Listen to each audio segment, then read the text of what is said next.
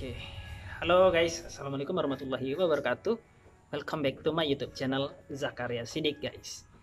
Karena banyak pertanyaan masalah teman-teman yang baru mau masuk ke LPK atau untuk pendidikan belajar bahasa Jepang, itu banyak sekali yang bertanya masalah kalau sudah masuk belajar pendidikan bahasa Jepang itu masih bisa bekerja atau enggak. Ini mungkin kebanyakan dari teman-teman yang usianya sudah di atas 20 tahunan ya. Jadi banyak yang sudah melakukan aktivitas harian seperti pekerjaan gitu ya. Mungkin ada yang sudah kerja tapi pengen magang di Jepang. Nah, itu bagaimana gitu ya. Kalau menurut saya pengalaman pribadi ya, untuk teman-teman yang sudah bekerja itu akan sedikit terkendala apabila nanti teman-teman sudah memasuki pendidikan di sebuah lembaga pendidikan untuk permagangan ke Jepang kayak gitu teman-teman.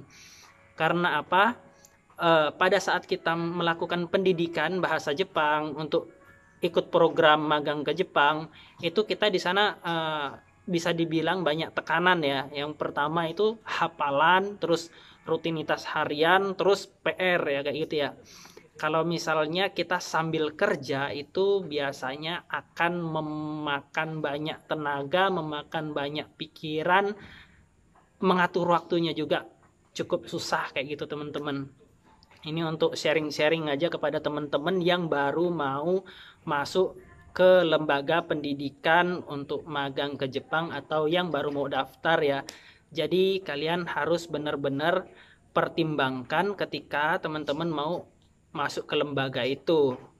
Biasanya tidak sedikit teman-teman yang mau masuk ke lembaga pendidikan itu mengorbankan pekerjaannya karena apa? Khawatir tidak dapat membagi waktu antara pekerjaannya dan proses belajar mengajar di lembaga pendidikan penyaluran magang ke Jepang tersebut teman-teman.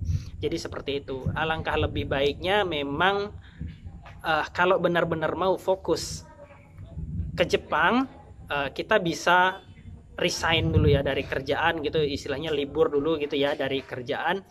Tapi harus benar-benar fokus, harus benar-benar yakin dan harus mengupayakan bahwa kita akan berangkat. Karena sayang sekali apabila kita sudah resign, tiba-tiba kita nggak gagal berangkat ke Jepang, itu kan sayang banget ya. Kayak gitu. Memang berat banget sih tantangannya kalau misalnya disuruh memilih ya, apalagi kayak mungkin ada teman-teman yang sudah berkeluarga kayak gitu ya, harus mencukupi kebutuhan keluarga ya, yang nikah muda gitu lah ya, yang nikah muda kayak gitu terus pengen ke Jepang tapi sudah berkeluarga, apalagi kalau sudah punya anak gitu ya, balita dan lain sebagainya, kebutuhannya selalu ada tapi kalau pemasukannya nggak ada tuh agak sedikit susah gitu ya. Memang begitulah realitanya ya. Kesimpulannya tadi tuh ceritanya aja dulu gitu ya. Kesimpulannya kalau dari saya ya, kalau yang benar-benar mau fokus ke Jepang harus benar-benar belajarnya, dan kalau yang sedang bekerja mungkin bisa resign tapi harus siap resikonya kayak gitu guys. Karena kalaupun tidak resign dari pekerjaan teman-teman, ya akan berat di teman-teman sendiri kayak gitu ya.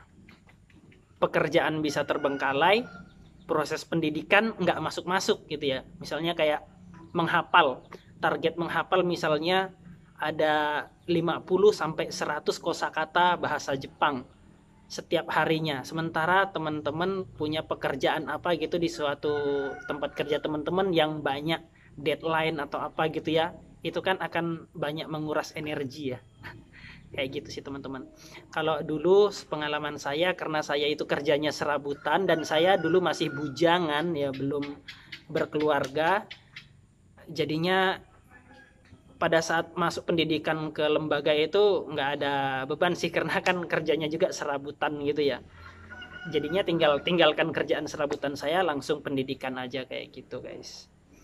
Dan pada saat pendidikan saya semuanya dicukupi ya di lembaga itu, mulai dari makan semuanya itu dicukupi, jadinya kita nyaman kayak gitu. Di sini sudah sore, matahari mulai terbenam. Tadi itu sharing-sharing sedikit pengalaman. Nah, sekaligus supaya ada jawaban juga untuk teman-teman yang bertanya-tanya ya.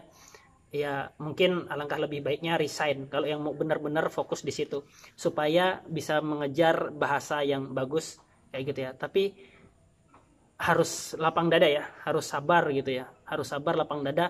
Apapun yang terjadi, apapun yang kita terima harus kita syukuri. Itulah resiko yang harus kita hadapi karena jalan yang mau kita cari kayak gitu ya.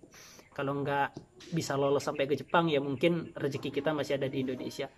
Karena kita nggak tahu ya, takdir tuh kadang-kadang kita pengennya yang jauh gitu, ternyata rezeki kita ada di tempat yang dekat. Terus kita berpikir kita rezeki kita ada di tempat yang dekat, ya ternyata ada di tempat yang jauh kayak gitu ya. Banyak macam lah ceritanya kayak gitulah untuk sharing di sore hari ini. Semoga bermanfaat. Semangat untuk teman-teman yang mau magang ke Jepang, yang baru mau daftar. Semangat juga yang lagi ada di Jepang, yang sedang bekerja, jaga kesehatan. Semoga impian dan harapannya lekas tercapai. Amin. Cantik mataharinya nih guys. Tengok tuh, cantik ya. Yuk, sampai jumpa di lain kesempatan.